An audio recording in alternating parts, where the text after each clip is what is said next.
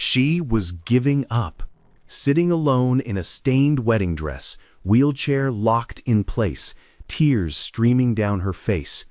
Her groom never showed. Instead, he sent a text. "I need someone complete, not a liability." But then, someone heard her crying.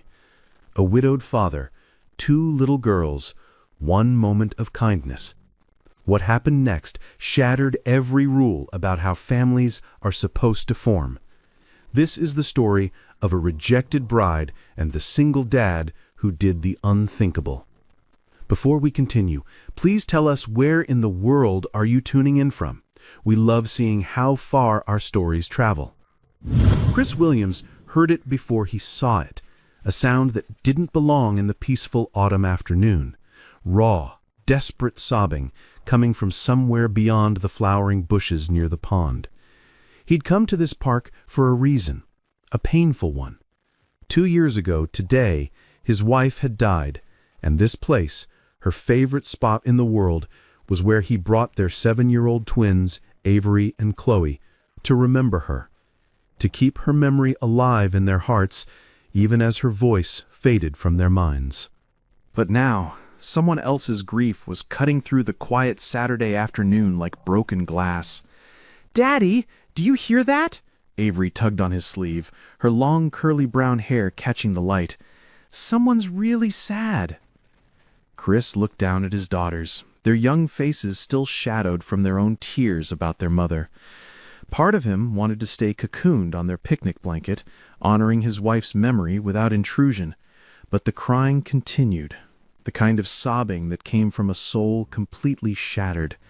He recognized it. He'd done it himself, alone in his bedroom after the girls fell asleep, night after night, for 2 years.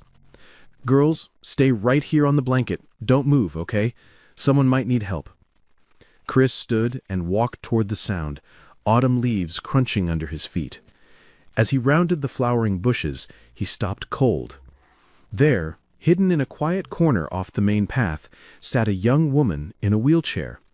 She wore a wedding dress, a beautiful white gown with delicate lace sleeves, now stained with dirt and grass at the hem. Her veil lay trampled on the ground beside her. She had buried her face in her hands, her shoulders shaking violently with each sob, making sounds like an animal in pain. Chris's heart broke for this stranger. He cleared his throat gently. "Excuse me, are you all right?" The woman's head jerked up, revealing a face ravaged by tears. Her makeup had run in dark streaks down her cheeks. Her eyes were swollen and red, and her expression was pure devastation. When she saw him, embarrassment flooded her features, and she quickly tried to wipe her face. "I'm fine," she said automatically, her voice hoarse and cracking. "I'm sorry. I didn't mean to disturb anyone. I'll leave." "Please don't apologize," Chris said softly, taking a careful step closer. "I'm Chris Williams." She stared at him for a long moment, her jaw clenched tight as if she was trying to hold back a dam that was already breaking. Chris could see the war in her eyes, the desperate need to let it all out, battling against years of learned self-reliance. She swallowed hard. "I'm Serena Miller." "Serena," Chris repeated gently. "I don't want to intrude, but I can see you're going through something terrible, and I just wanted you to know that you don't have to be alone right now. Whatever happened, you don't have to carry it by yourself in this moment." Something in his tone, the genuine compassion in his eyes, seemed to crack her defenses. Her face crumpled, fresh tears spilling over. "You don't understand," she whispered. "Maybe not," Chris agreed, "but I know what it's like to feel completely broken, and sometimes it helps to say it out loud." Serena looked at him, really looked at him, and seemed to see something there that convinced her he was safe. She took a shaky breath. "He didn't show up." The words came out barely above a whisper. Chris waited, giving her space. "My fiancé," Serena continued, her voice trembling, "he didn't show up to our wedding." Chris felt his chest tighten. "I'm so sorry." She stared down at her hands, twisted together in her lap. I waited at that church for over an hour. Everyone was there. All the guests, the priest, the photographers, everyone. A tear dropped onto her white dress, then another. People were throwing weird glances at me. I could see them whispering, checking their phones, looking at me with pity. And I just kept smiling, kept saying he was probably stuck in traffic, that he'd be there any minute. She stopped, her breathing ragged. Chris knelt down beside her wheelchair, making himself eye level with her. What happened? He never came. Her voice broke completely. After everything, after humiliating me in front of everyone I know, all I got was a text message. She let out a bitter, broken laugh. A text message! Can you believe that? Chris shook his head slowly, anger building in his chest. He couldn't even tell me in person, Serena continued, the words pouring out faster now. He had all the time in the world to tell me before today, but he had to wait until I was sitting there in my wedding dress with everyone staring at me like I was some kind of pathetic joke. You're not a joke, Chris said firmly. What he did, that's cruel. Serena fumbled for her phone with shaking hands, pulled up the message, held it out to him. Her hand was trembling so badly, Chris had to steady it to read. I've thought it over, and I can't do this. I need someone complete, not a liability. The words hit Chris like a punch to the gut. A liability, Serena whispered, pulling her phone back. That's what I am to him. She gestured at her wheelchair, her face twisted with pain and fury. I was in an accident 8 months ago. Chris stayed quiet, letting her talk. Motorcycle crash. I wasn't even driving. I was just on the back of a friend's bike when a van hit us. She paused, staring at nothing. My friend walked away fine. But me? She laughed again, that same hollow sound. I haven't walked since. Chris felt tears burning in his own eyes. He'd been a widower for 2 years, raising his twin daughters alone. And he thought he'd seen cruelty. But this? Abandoning someone on their wedding day? Calling them a liability? This was a different kind of heartless. Serena, she said all the right things at first, she interrupted, as if she needed to get it all out now or she never would. He said it didn't matter, that he loved me regardless, that we'd figure it out together. She wiped her face roughly. Serena, Chris began softly. Serena cut in, her voice trembling, as if she needed to spill everything before she lost the courage. He said all the right things at first, said it didn't matter, that he loved me regardless, that we'd figure it out together. She wiped her face roughly. But over the months, he started changing, becoming cold, distant. He'd snap at me for the smallest things. Her voice dropped. He'd make comments about how difficult everything had become, how much harder his life was now. Chris watched as she struggled with the words. But I made excuses for him, Serena said quietly. I told myself he was just stressed, that he needed time to adjust, that if I was just patient enough, understanding enough, if I didn't complain about my pain or my struggles. She trailed off. Why did you make excuses? Chris asked gently. Serena looked at him, and in her eyes he saw a loneliness so deep it made his own grief feel small. I'm an orphan, she whispered. I grew up in foster care, bounced from home to home. I've been alone my entire life, Chris, and he was the first person who made me feel like I belonged somewhere, like I had a family. A sob caught in her throat. So I ignored the signs. I convinced myself that if I just loved him enough, he would remember why he loved me. She covered her face with her hands. I was so stupid.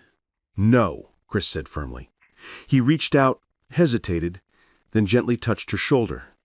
No, Serena, you weren't stupid. You were hopeful. You were loyal. Those aren't weaknesses." "Then why does it feel like I'm being punished for them?" she asked, her voice muffled behind her hands. Chris didn't have an answer for that. He just stayed there, kneeling beside her wheelchair, his hand on her shoulder as she cried. Finally, she lowered her hands and looked at him. I showed the priest the text and left as fast as I could. The embarrassment, the humiliation, it was too much to bear.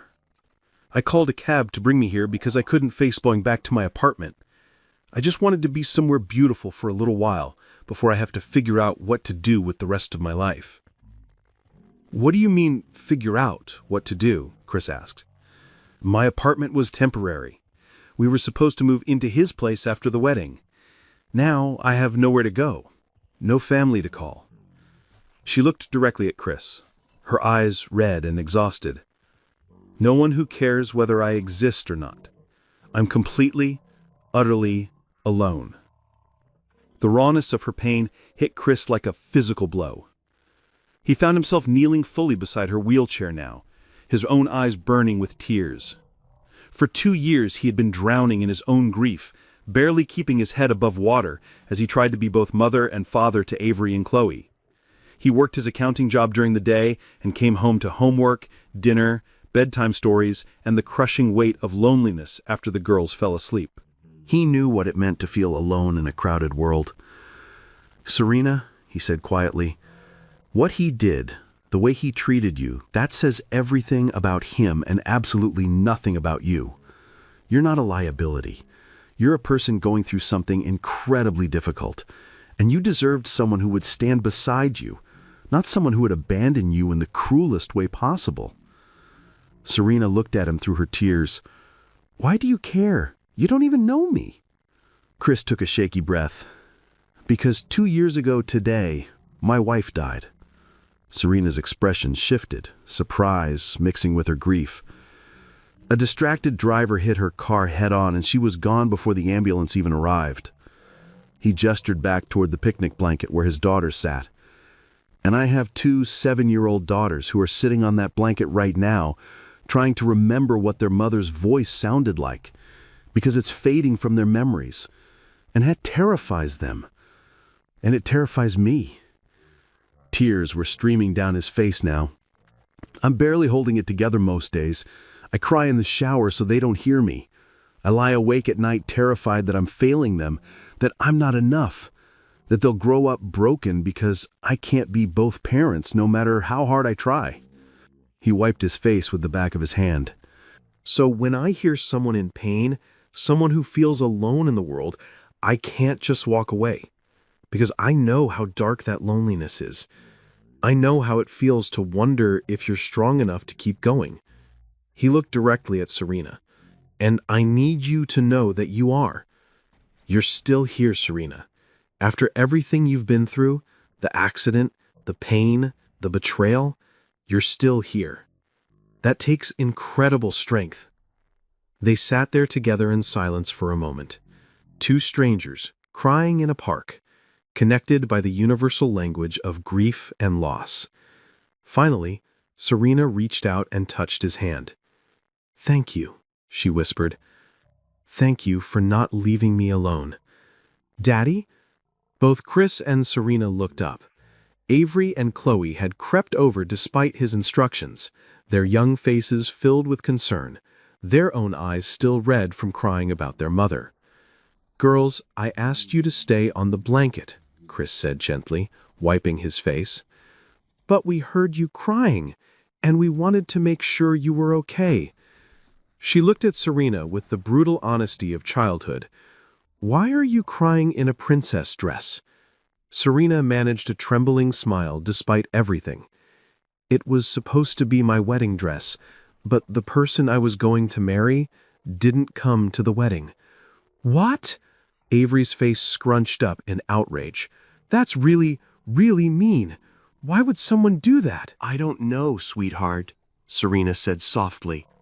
"That's the meanest thing I ever heard," Chloe declared, her small hands balling into fists.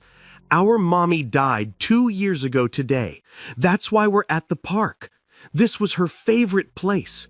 Daddy says she's watching us from heaven and that she'd want us to be kind to people who are sad. The simple, honest statement made Serena's tears flow again, but this time they felt different, less like despair and more like something breaking open in her chest. "I'm so sorry about your mommy," Serena said, her voice thick with emotion. "I bet she was wonderful." "She was the best mommy in the whole world," Avery said solemnly. Then, with the matter-of-fact kindness only a child could deliver, she added, "You can share our picnic if you want.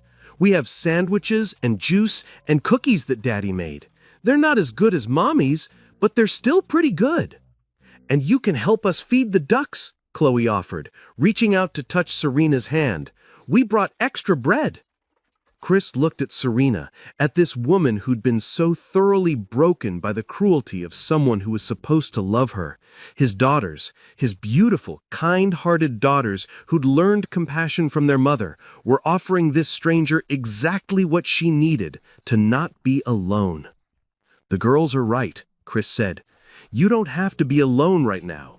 Would you join us? No pressure, but the offer is genuine." Serena looked between Chris and the twins, and something shifted in her expression. Hope, fragile but real, flickered in her eyes.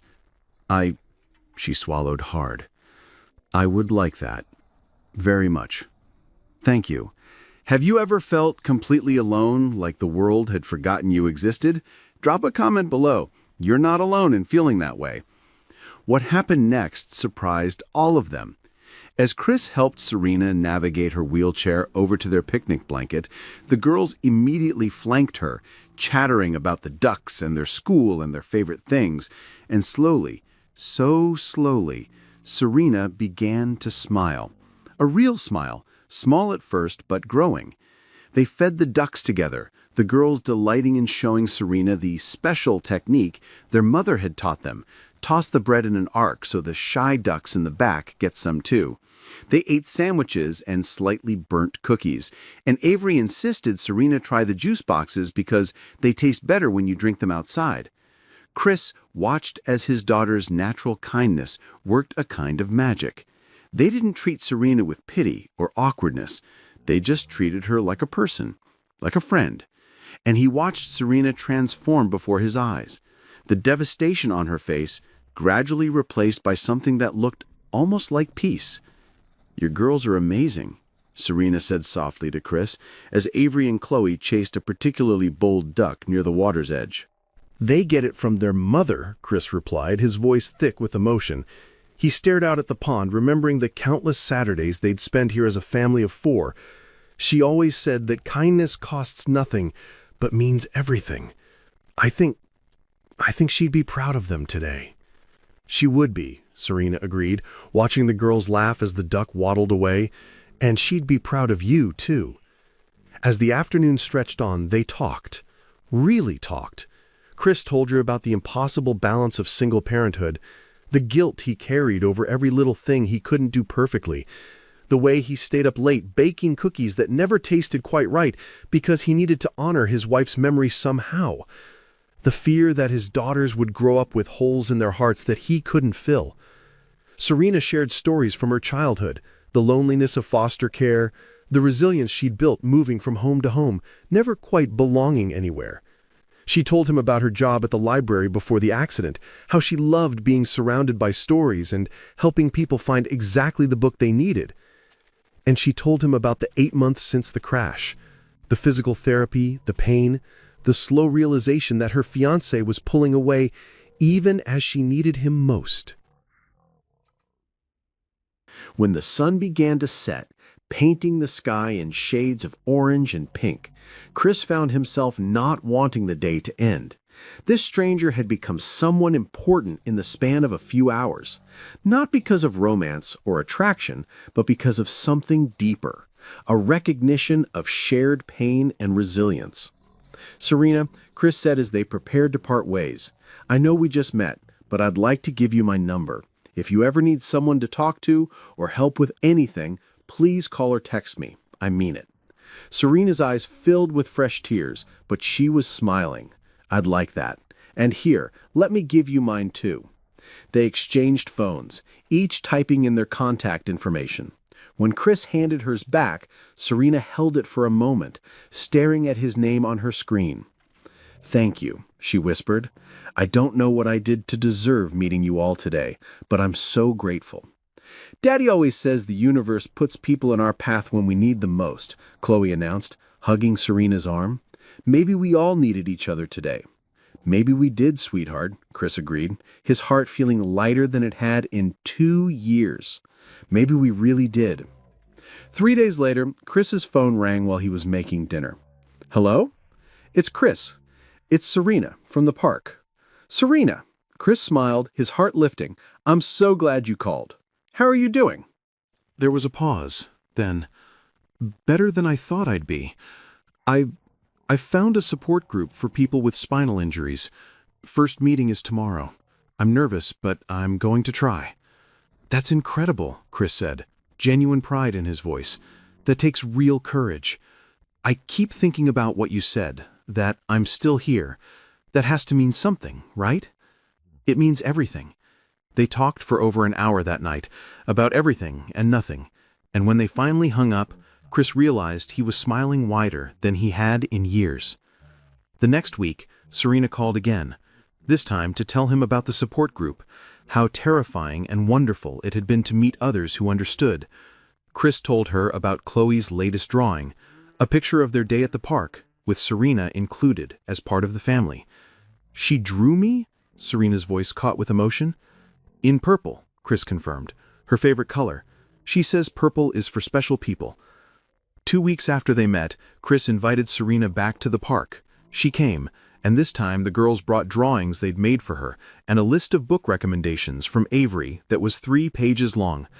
"You really weren't kidding about the enthusiasm," Serena laughed, looking at the list. "I warned you," Chris said, grinning. They made it a weekly ritual. Every Saturday, they'd meet at the park. Sometimes they'd feed the ducks. Sometimes they'd just sit and talk while the girls played. And slowly, week by week, Serena began to heal. Not just from the wedding that never happened, but from a lifetime of feeling like she didn't belong anywhere. 1 month became 2, and then Serena started joining them for dinners at Chris's house. The first time she came over, the girls had decorated the entire living room with welcome signs and balloons. "This is too much," Serena said, tears in her eyes. "It's not enough," Avery declared seriously. "We're really happy you're here." The dinners became a regular thing, twice a week, then 3 times. Serena would help the girls with homework, teach them about her favorite books, listen to their stories about school with genuine interest. She video called them on the nights she wasn't there just to say goodnight. And Chris watched as his daughters, who'd been so sad for so long, started to smile more, laugh more. They still missed their mother, and they always would, but Serena wasn't replacing her. She was filling a different space in their hearts. 6 months after they met, Chris found himself on his porch with Serena after the girls had gone to bed. "Do you ever think about that day in the park? How close I came to giving up?" "All the time," Chris admitted. "And I think about how close I was to staying on that blanket, to not investigating the crying. How easily we could have missed each other." "But we didn't," Serena said, reaching for his hand. "The universe put us in each other's path exactly when we needed it most." Chris squeezed her hand, his thumb tracing circles on her palm. "Chloe was right that day. We all needed each other." Serena turned to look at him, her eyes reflecting the porch light. "Chris, I need to tell you something." "What is it?" "I love you," she whispered. "I love you and those amazing girls. You've given me a reason to believe in happiness again, in family, in belonging somewhere." Chris felt his heart swell. He'd been afraid to say it first, afraid it was too soon, afraid she might not feel the same way. But hearing those words from her unlocked something in his chest. "I love you too," he said, his voice thick with emotion. "You've made our family whole in ways I didn't think were possible. The girls and I, we were just surviving before. But now, Now we're living again." They kissed under the stars, two broken people who'd found their way to wholeness in each other. Life has a way of breaking us, just to rebuild us stronger. Never stop believing in second chances. 12 months after they met, Serena moved into an accessible apartment just 10 minutes from Chris's house. She'd gotten a job doing digital cataloging for a library network, remote work that allowed her flexibility and brought back her love of books. But more than that, she was part of their daily lives now. She came over for breakfast before the girls went to school. She helped Chris with grocery shopping and meal planning. She attended every school event, every parent-teacher conference, every dance recital. The girls started calling her Rena with casual affection. They ran to her first with scraped knees and exciting news. They sought her advice on friendship problems and showed her their latest artwork before anyone else. And Chris fell more in love with her every single day. 24 months after they met, they returned to the park together. This time, it wasn't just to remember his wife, it was to celebrate how far they'd all come. "This is where it all started," Serena said softly as they reached their spot by the pond. "The worst and best day," Chris agreed, kneeling beside her in her wheelchair. "Finding you so broken and realizing that maybe we could heal each other." "You saved my life that day," Serena said, her eyes shining with tears. "All three of you. I thought I'd lost everything, but really I'd just shed the wrong person to make room for the right ones." "Group hug," Avery called, and suddenly all four of them were tangled together, laughing and crying at the same time. "I love our family," Chloe declared. "Mommy would be happy we found each other, right, Daddy?" Chris looked at his daughters, at Serena, at this beautiful, unexpected family they'd built from broken pieces. "Yes, sweetheart. I think she'd be very happy. We didn't replace her, we just made room in our hearts for more love. Sometimes the people who heal us are the ones we least expect. Have you experienced this kind of unexpected connection? Share your story in the comments." 3 years passed like chapters in a beautiful book. Serena had moved in with them after 2 years of dating, taking things slowly, building trust brick by brick. The house had been modified for her wheelchair, but more importantly, it had been transformed by her presence into a real home. She was there for everything: first days of school, lost teeth, bad dreams, good report cards. She wasn't trying to replace their mother. She honored that memory alongside Chris. But she'd become something essential: family. And Chris had learned something profound: that loving again didn't mean forgetting, that his heart was big enough to hold both his wife's memory and this new, unexpected love, that healing didn't mean the pain disappeared, it meant learning to carry it alongside joy. One evening, after the girls had gone to bed, Chris found Serena in the backyard, looking up at the stars.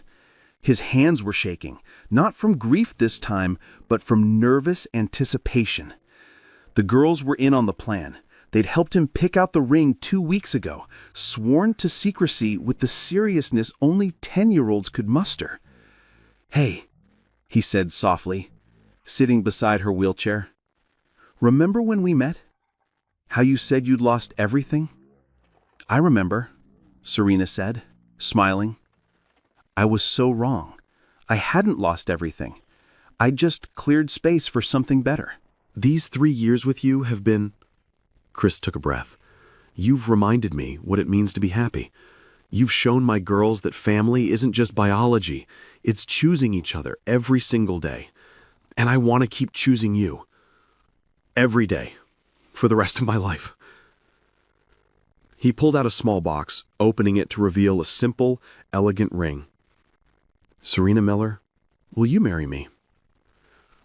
Serena's hands flew to her mouth, tears streaming down her face, but unlike that day in the park 3 years ago, these were tears of pure joy. "Yes," she whispered. "Yes, yes, yes." From the upstairs window, 2 small faces pressed against the glass, grinning from ear to ear. The wedding was small and intimate. Just close friends, Serena's support group family, co-workers from Chris's firm, and of course, Avery and Chloe as junior bridesmaids, in dresses they'd helped pick out. This time, there was no empty church, no pitying glances, no cruel text message. This time, when Serena waited at the altar, Chris was already there, tears streaming down his face as he watched her come down the aisle. And when she reached him, he whispered, "I see you, all of you, and you're perfect." "I see you too," Serena whispered back, "and we're home." The girls stood beside them, holding hands, completing the circle. When the officiant pronounced them married, Avery and Chloe cheered so loud the entire room erupted in laughter. And as Chris kissed his bride, his partner, his best friend, his family, he thought about that day in the park 3 years ago. How grief had brought him there. How grief had brought her there too. And how sometimes the universe breaks us open not to destroy us, but to rebuild us into something stronger. 1 month after the wedding, on a sunny Saturday afternoon, the four of them returned to the park. They spread out their quilted blanket near the pond in the exact spot where everything had changed. Chris unpacked sandwiches and juice boxes. Serena had baked cookies, really good ones this time. Avery had brought a book to read aloud. Chloe had brought bread for the ducks. "Remember when we first met here?" Serena asked, looking at the flowering bushes where Chris had found her. "How could I forget?" Chris said, wrapping his arm around her shoulders. "You were crying in a wedding dress." "And now I'm here after wearing a wedding dress that actually meant something," Serena laughed. "It's not funny," Avery said seriously, looking up from her book. "It's like destiny, like in the stories."